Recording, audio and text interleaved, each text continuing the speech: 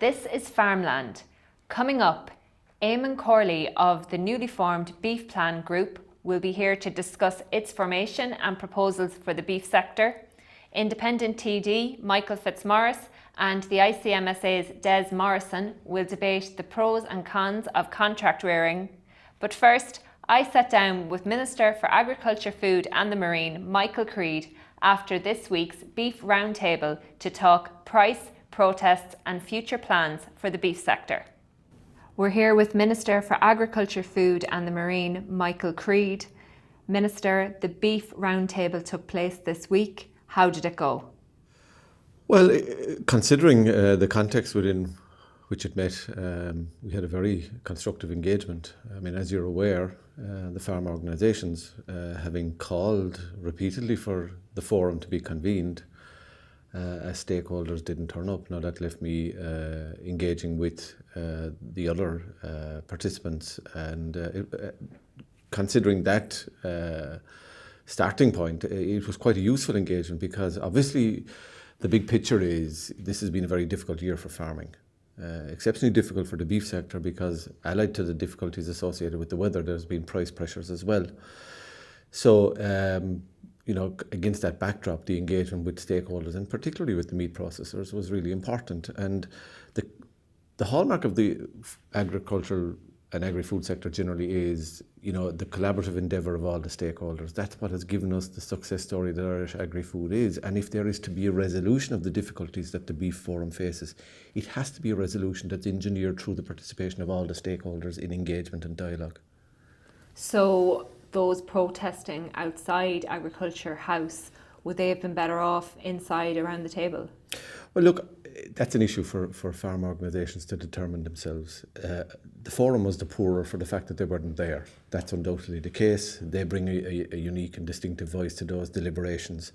That having been said, we did have a very useful engagement with the other stakeholders, and in particular with the meat processors, discussing the international market, new market opportunities, live exports, the potential of producer organisations to address some of the issues in the beef sector, to give more power to the farming interests in the food chain. All those issues were discussed. What was said about there's been a lot of criticism recently in the last couple of weeks in terms of price lows. How was that discussed, and what was the outcome? Well, look, as you're aware, Claire, the stakeholder forum has been repeatedly advised that it's not a forum for price fixing or price negotiations. As Minister for Agriculture, I have no role to play in that.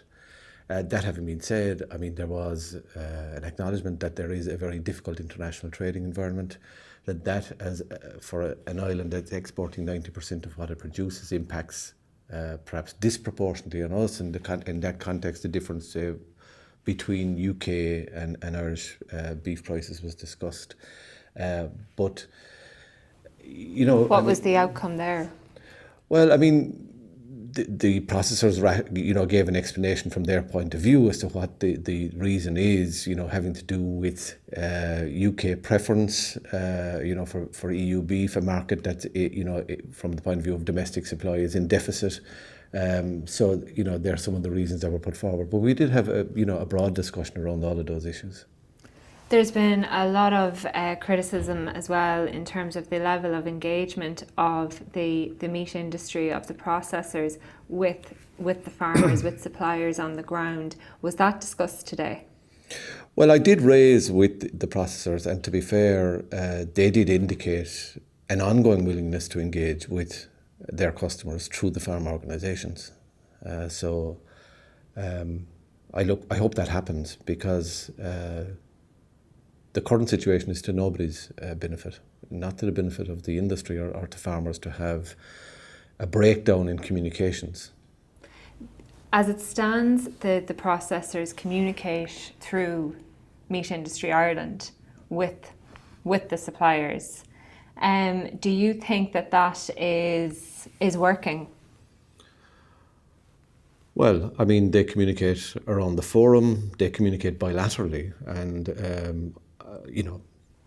be it the IFA or the ICMSA or the ICSA, farmers choose to engage via their representative bodies, and whether that's in form of bilateral between the representative body of the meat industry, their constituent members, through the MII or otherwise, dialogue is really important. And the industry did indicate today an ongoing willingness to engage, and that's welcome.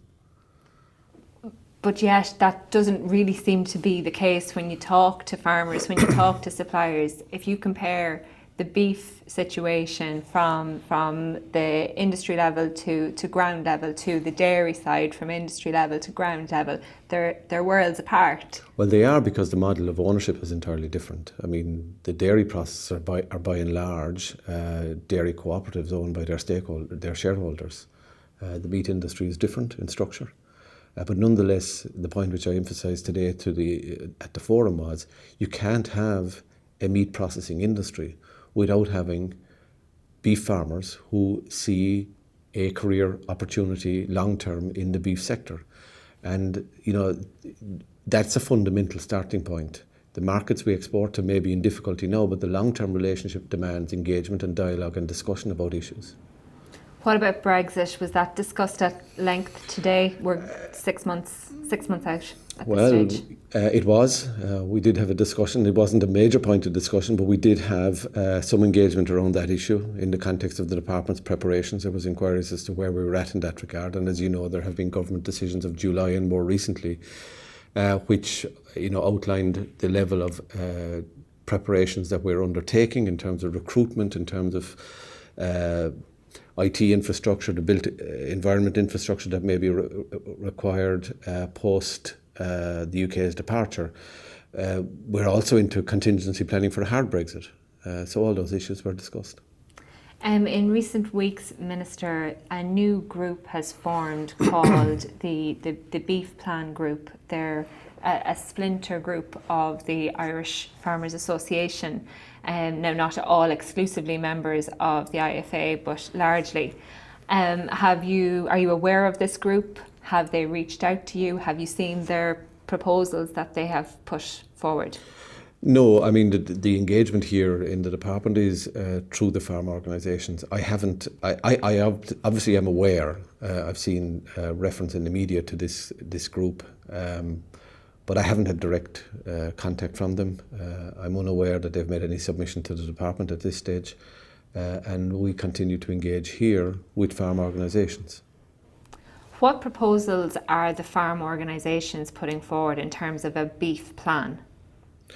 Well, look, I mean, you're aware of the high-profile campaign around the €200 per cow.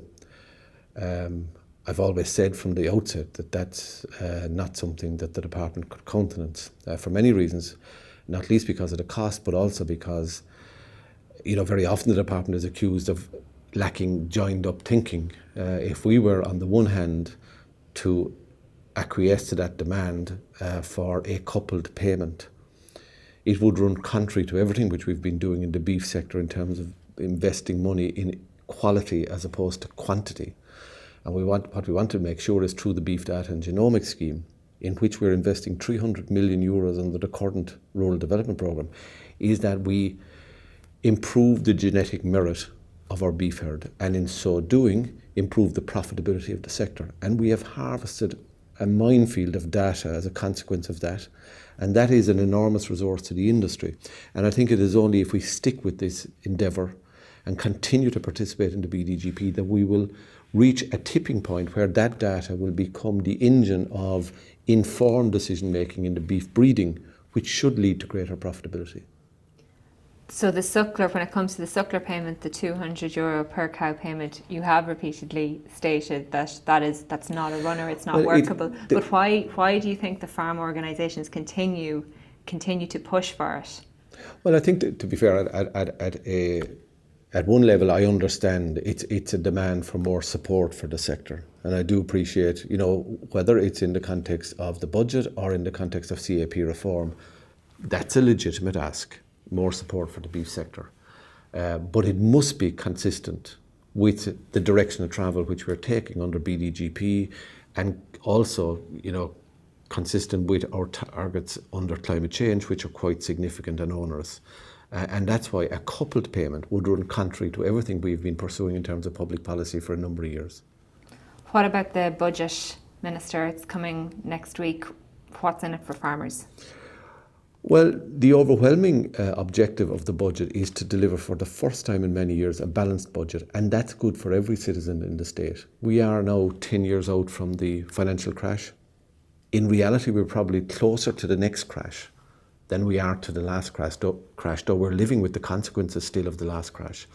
And having a balanced budget, establishing a rainy day fund, is the right thing to do to ensure that we are able to face into the future with confidence, given the fact that there are significant headwinds out there. You mentioned Brexit earlier. There are other challenges in the international trading environment which are capable of landing seismic shocks on our economy.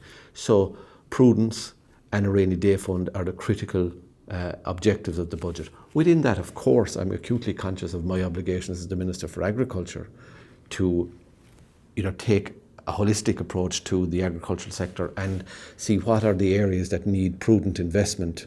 And in that context, obviously, the aforementioned beef sector and others are to the forefront of my mind. Finally, Minister, the protest did take place outside today. We're told there are between 150 to 300 present at it. Were you surprised by that number, by that turnout? Was it what you were expecting? Well, look, I mean, to be honest with you, I didn't see that or commentary on it. I have been engaged within the forum up to lunchtime. I was at the National Dairy Milk Quality Awards in the afternoon. I subsequently met with the IFA for their pre-budget submission. So I haven't seen any commentary on the protest. I understand there was a lot of protests around Leinster House today, including the issues being raised by the farming protest on the beef sector, but I'm not aware of the numbers. And look, protest is a legitimate campaigning instrument, and I acknowledge that, but I would like to see the farmers' organisations and leaders back in the room for future stakeholder engagement at the earliest possible opportunity. That's all we have time for, Minister. Thank you very much for joining us. Thank you, Claire. That was the view inside the building, but here's Siobhan Walsh's report on what farmers were saying on the streets outside Agriculture House.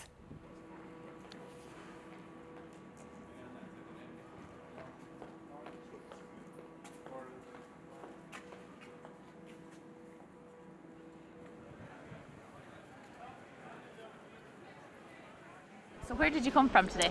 I came from near Athy, South Kildare. Okay. So you were up early this morning. Why did you come to the protest today? Really, the reason I'm here is because as a suckler farmer, I see a very desperate situation. I see suckler farmers getting out of the industry all around the country, all around me. Do you see a future in the sector for young people? I think from an income point of view, it's very negative at the moment. The incomes on beef farms are very low, and for a young person coming in, I think it really doesn't encourage anybody to give their time and their hard work if they're getting no return from it. So it's very negative at the moment, and it's very worrying time because we need the beef industry, and it's a very important part of our exports, and it's a very important part of Irish agriculture. So where did you come from today? County Laois. Yeah, and you had your breakfast there a minute ago. You were up early. Why did you come up today now to protest? Well, sure. I mean, the issue at the moment on cattle farms is income, and something has to be done about it. Yeah. And we're here today basically because those issues are not on the table at the forum, and we feel they should be. And if there's any forum that they are going to be addressed, it's where you have the factories, the minister, or ourselves sitting around the table, and that's where they need to be discussed. So where did you come from this morning? I came from North Kildare. And why did you come to the protest? Well, I came to the protest to highlight the issues facing the beef farmers, not only in Kildare and the rest of the country. This has been the toughest year I've ever seen on livestock farms. And the extra cost, the low price. Farmers are at their wits' end, beef farmers are at their wits' end. We're constantly being told about this prime product or this great product in-spec animal that they're selling the whole time. And it's just not delivering a margin for them, And what kind of a farm are you from? Are you from a beef farm? I've actually left beef farming. So I'm chairman of the county in Kildare, West Wicklow, but I've left beef farming. And I had the option, but most people don't have that option. And I'd ask processors, I'd ask the industry, and I'd ask the government, if they can't have an industry that attracts young people and new entrants into it. What future does that industry hold? It holds none. It holds none. I'm joined now by Eamon Corley, the Livestock Chair of Meath IFA and the spokesperson for the newly formed Beef Plan Group. Eamon, what is this new group about and why did you form? Well, the new group that's been formed, the reason behind it was to put a plan together for beef. We're all beef farmers or involved in beef in some way, be it suckler farmers or farmers farming store cattle or farmers finishing suckler bred or dairy bred beef. And I suppose the reason it was formed was that we would try and unite farmers and try and get a bit of power back in our industry, the beef industry, because we feel it's our industry. We feel the farmers on the ground are the most important piece of the beef industry. And there has been a lot of pressure put on us in recent years with unsustainable prices and prices that we had no control over. And our only option was to take those prices. So I suppose it was out of desperation. It doesn't give us a cost of production price plus a margin, which we feel that everybody working in every job deserves, because we shouldn't be subsidising factories, or we shouldn't be subsidising supermarkets, or we shouldn't be subsidising consumers. We deserve to get paid for what we do, and we don't think it's unreasonable to ask that. Currently, how many members do you have at the moment? Well, in this Beef Plan Group, we have currently 530 members. A lot of them are members of the IFA? A good few of them are members of the IFA, but we've also we've left it open to beef farmers from everywhere to join and from every organisation, and also beef farmers that are not in any organisation. There's a huge amount of beef farmers out there that have given up on farm organisations, and they just feel that those organisations haven't represented them over the years, and they don't see any point. And that's right across the country, but these farmers are still interested in beef and still trying to make a living out of it. It's just the very little confidence in the people representing them at the moment. And so your group has published this Beef Plan 2018 to 2025. I know it's just a draft copy of it that's out there at the moment, but until now, has there been a beef plan done up by any farm union, by the IFA, or a strong plan by government in your view? I have seen some beef plans done out by people in government where basically we're encouraging farmers to increase numbers and to help the economy of this country. But I have never seen a beef plan produced by farmers for farmers, taking the farmer view into consideration. I personally have asked for one in the IFA for a number of years. I never got any satisfaction. So can you tell us about this proposal that you're putting forward? There's 86 points in it altogether, and it's carried out through 8 different phases, and you came up with those points through consultation with farmers. Yeah, the way we done it was we got a group of farmers together, and we put them onto a WhatsApp page, and we had communication almost around the clock with all these farmers, and all the ideas have come from farmers involved in beef. And we went through a process of almost 3 months where we were brainstorming each other and identifying the problems, looking for ways that we could address them, that we thought had a chance of working.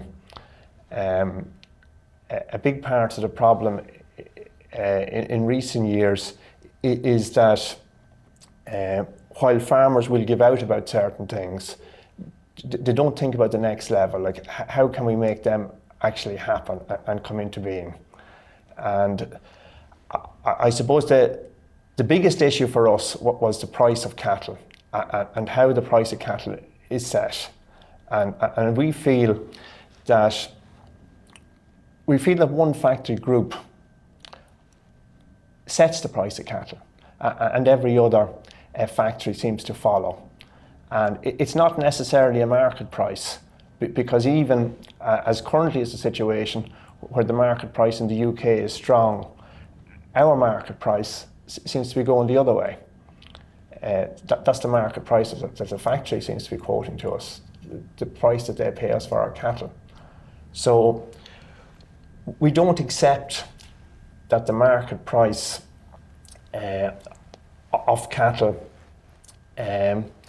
should necessarily be the way that our price is dictated. So what is your group proposing on that? Well, what our group is proposing is that we think the factories should give us a cost of production plus a margin. The retail price of beef, we feel there's enough money in that to give us that cost of production price plus a margin. And between the factories and the supermarkets, they should be able to make that happen for us. Because if they don't, we won't be able to continue farming, and the factories won't have any cattle, and the consumers won't have any food. Because no sector can be expected to work for nothing. We all deserve an equal share of that pie. Are you engaging with factories currently? We're not at that stage yet. What we're trying to do is trying to get enough farmers behind us that the factories will take us seriously and will listen to our demands seriously. Because we see this plan as being beneficial to the factories and beneficial to the supermarkets and beneficial to the consumer, because we think with it we'll be able to work with those people to deliver a good product where everybody will be treated equally and be treated with respect and be encouraged to work together to produce this good product that the consumer wants and needs. Eamon, in the last few 2 weeks or so, you say you've got a lot of calls, a lot of interest from farmers in your group. Currently, how would you describe farmer confidence in farm unions in order to get the job done, in order to make improvements, in order to ensure that their enterprises will be viable for themselves and future generations? Well, a lot of farmers on the ground, particularly beef farmers, no longer go to farm union meetings. That's a reality. And they're looking for someone to come along and to fight their cause. They're interested in farming and enjoy what they're doing. They're of the opinion they deserve to be paid for it, the same as any other employee in this country. And they enjoy producing food and producing quality food. And they're in a bit of despair out at the moment.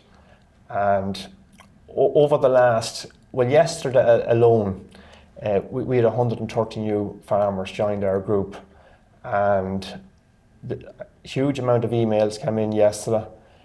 Anything that we needed them to do, they're prepared to do for us to help us with this.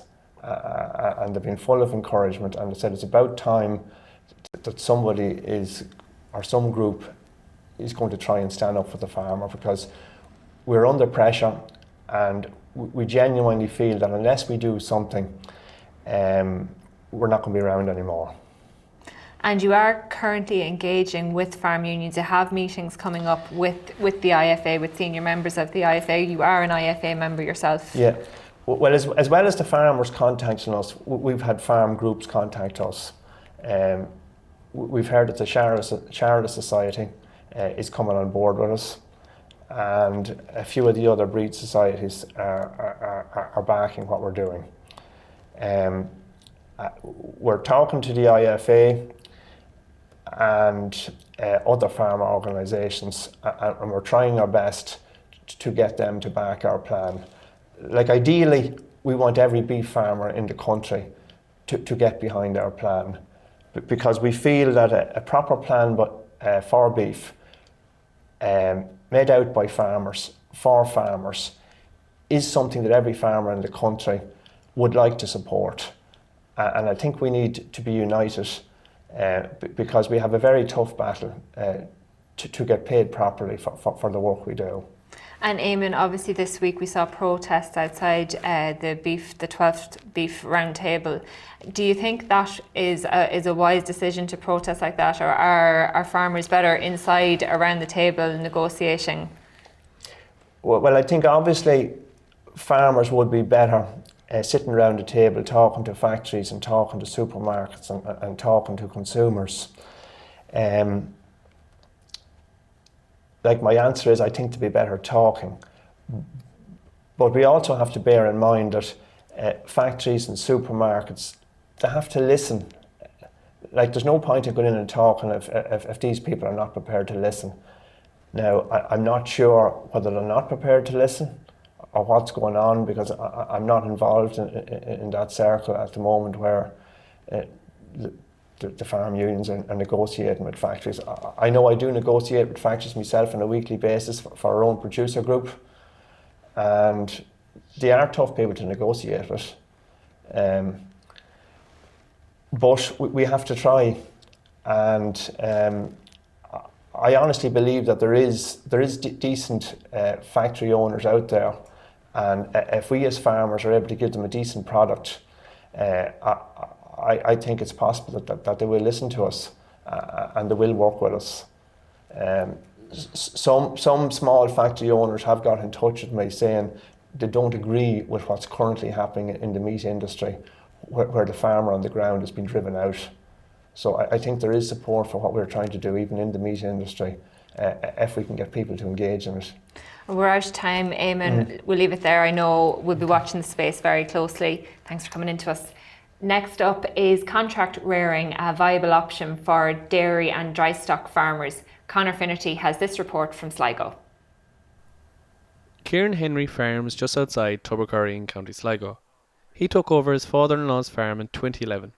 Since then he has grown a pedigree Limousin herd, but in recent years he has ventured into contract rearing. I come from a construction background, and when the recession hit, the farm became more and more important as a viable source of income for the farm. So as the suckler numbers grew, it's very slow to grow the suckler numbers because there's a huge capital investment involved in trying to buy in stock and get more animals. And in the meantime, there came a neighbouring block of land up for lease, 25 acres here beside us. And we took that on a long-term lease, so that straight away created a problem about stocking it. So we looked at a couple of different options, and 2 years ago then, 2016, I had been part of several different discussion groups, but I joined one of the local the contract rearers discussion group, and I suppose I was in that for about a year before, and I was weighing up the pros and cons of, this might be something that might suit us. Kieran explains that a good relationship is key to contract rearing. He established a partnership with Joseph Dunphy. We got together, we had a bit of a meet up, and I looked at his facilities, he looked at my facilities, and we thought this might be a runner. So we sat down and looked at how it would work. We used the contract from the Chagas prepared. We adapted that to suit our needs, and after 2 or 3 meetings we had a contract. The way we see the contract rearing is it's just another enterprise. It could just as well have been sheep, it could have been calf to beef, it could have been any other system. But it was an ideal system for us in that it allowed us to maximise our stocking rate, maximise potential profit. It allowed us to maximise it without significant capital investment. Kieran took in the first batch of heifers in the spring of 2017, and they returned to Joseph's farm in January of this year. The current batch of 60 heifers arrived on Kieran's farm in March and will depart at the end of this month. I suppose the first year you take someone else's cattle, you're conscious that they're someone else's. You're almost more answerable to someone else, but you become very focused on getting results. At the end of the day, it has to work for both the dairy farmer and the beef farmer.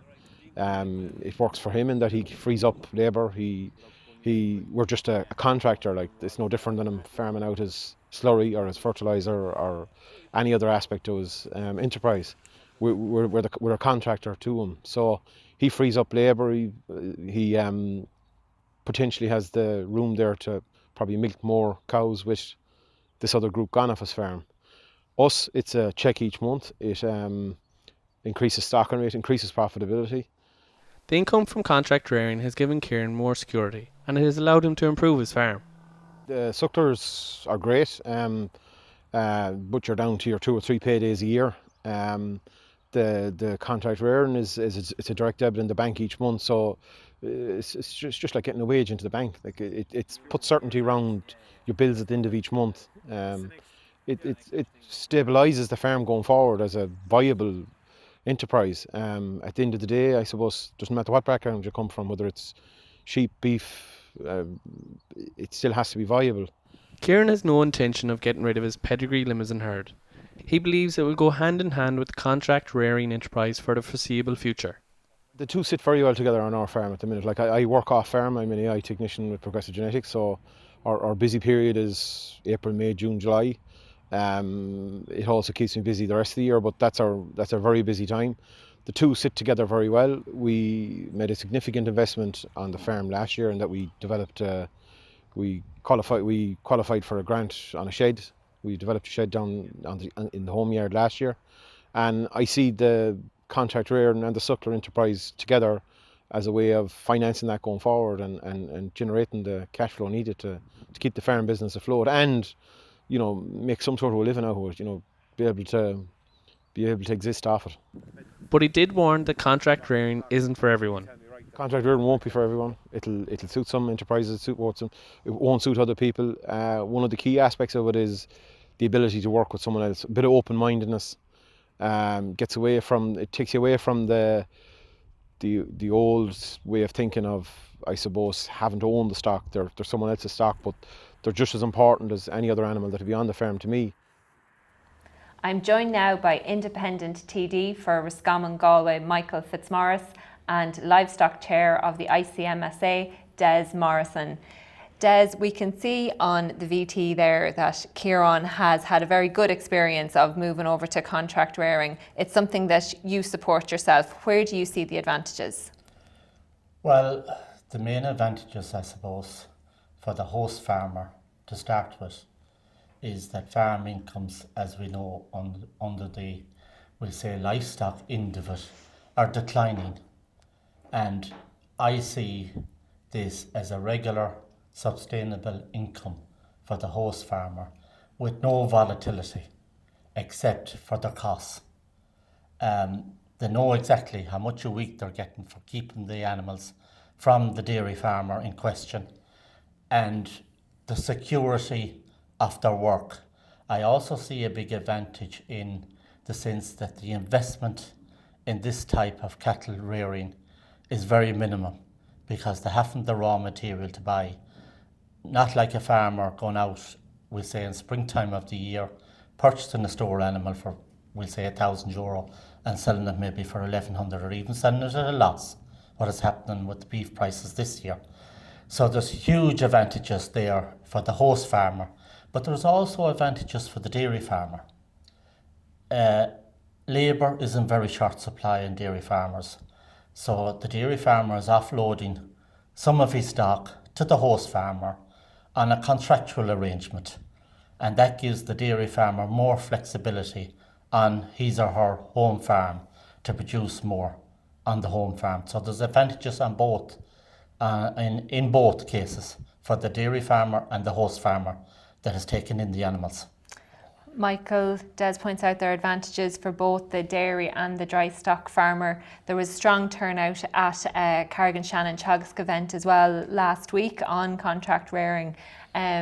You raised some interesting points at that. First of all, I went to the meeting because I think you need to go to a meeting to hear what's being said. So I think we need to go to the nub of the issue. First of all, say a dairy farmer isn't trying to get somebody to contract rear for the love of them or anything. Obviously it pays better for them that they could have more cows and that the replacements would be reared elsewhere. Second of all, under the nitrates, obviously If you had to rear them yourself and you had extra cows, you'd be in trouble. There's an advantage there for them. And the way I have looked at it, and I've looked at land especially down south, land to rent down south is about €400 an acre. That's the reality of it, and hard got at times at that. And I've looked at the pricing mechanism that is involved in it, and you are actually getting a person elsewhere to rear your animal. I know they have to meet targets. You have to put the inputs into it, and at the end of the day, you say you're not going to be looking at them because they're looking after them. You may call now and again, but that's it. You end up that is all done for you actually for less than if you were renting. Now, this isn't, in my opinion, about dairy farmer against suckler farmer. What raised my eyebrow was the likes of Teagasc basically promoting the likes of this. And Des is 100% right in saying that the suckler herd is in trouble at the moment. It's a patient that's sick. 10 years ago we were told that we needed to go for U-grade cattle, have Charolais cows, have Limousin cows. Then we went on and this fabulous beef genomics so-called scheme came in, and then you were producing more of an animal or a cow more off the dairy herd, and we know the prices that farmers are taking. There seems to be a drive to get the suckler herd out. Now, down the road, and this is what we have to watch for the person in the suckler herd that would sell their animals first of all, that may go at this contract rearing. The first of all is obviously if you sell animals you have an income. There is a tax allowance, but that runs out in time, so you have to look at that. Second of all, with the best will in the world, we see that milk powder was an intervention for a while. I know there was a bit of a move on it this year, but no matter how optimistic we are, myself and Des, or any of us, there is a lull going to come again in the milk, sooner or later. I hope it's years to come, but realistically, and Phil Hogan has made it very clear that there won't be a cushion or a soft cushion for the dairy sector. When that happens, what's your first instinct to do? Anyone in business, dairy farmer is a business person more than anyone else. What will you do? When you come to the end of that term, you will say, I'm going to cut down on cows, I'll rear the few heifers, because if it's not paying to produce milk for that year or 2 years, like before, we've seen it a few years ago, you will cut back. What is the person left with that's gone down this road? They are left with a farm that has no cattle on it, and where do they turn to? And these are the dangers that I see coming down the line. And unfortunately, and it's not the dairy farmer's fault, I'm not blaming the dairy farmer, but what I am questioning is Teagasc's approach. Should you not be trying? We need a suckler herd in Ireland, whether we like that or whether we don't. In my opinion, we have lost the Italian trade because we have gone down the wrong roads.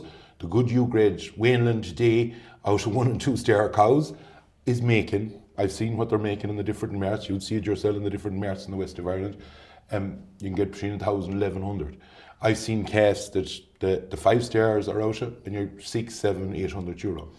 There is a medicine needed to make sure the patient, like the suckler cow, is sorted.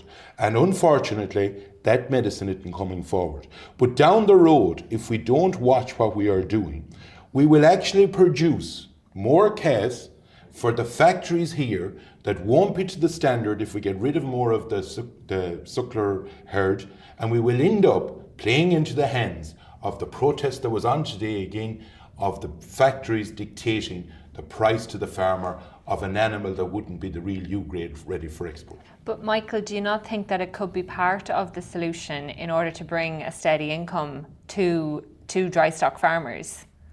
In my opinion, this is a solution at the moment. You may have short-term gain for long-term pain.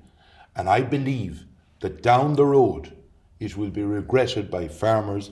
And it's hard to blame farmers at times because, as has been pointed out, the suckler herd at the moment is struggling. Farmers are looking to other options. But realistically, down the road, especially for the west of Ireland, from Donegal down to Clare and out to Longford, that is basically the home of the suckler herd. If we lose that, and have a look at the numbers that are increasing, if you've only done 20% of you could look at another 100,000 cows disappearing. Well, everything that happens that way is going to actually affect our exports, in my opinion. It will play into the hands of the big factories, and it will end up that there won't be any winner, because the dairyman will struggle to sell their calves, the suckler man will be gone, and we will end up, and there will be jobs lost in factories down the way, because people will get fed up of being basically used over a number of years. Des, do you want to come in on that? And I know, Des, you've pointed out that this could be an option, especially in areas where fodder is a problem, where there is shortage. Well, ICMSA supported this issue, and we've met with Teagasc, and we've met with some of the farmers involved. And the first thing I want to say is, and I'm not here to defend Teagasc, and Michael knows well that, Teagasc is a research and advisory body. Their function is to research and advise farmers. Secondly, they're a semi-state organisation. This initial approach did not come from Teagasc to the farmers. It came actually from bottom up. It came from farmers to Teagasc to advise them mainly on the contractual obligations on this system, because cattle were exchanging under B&B arrangements and all of this for a long time, not alone in the west of Ireland, but all over Ireland. Nearly since the foundation of the state, but it wasn't done on a regularised or a contractual arrangement. All we are doing is giving people another alternative, another economic option to make their farm viable. And it begs me to see why anybody would not give farmers of Ireland that option. And it's not alone in the west of Ireland. This will be all over Ireland, and is all over Ireland at this time. Now, having said that, contract rearing is not for everybody. I want to make that point clear. And Michael is partially correct when he's thrown another side, and I welcome his argument and his debate here with this, and it actually realises what Michael is doing, that it is not for everybody. This is a mutual agreement between two farmers on a contractual basis. What they make out of it or what they do on that is privileged, their own privileged information.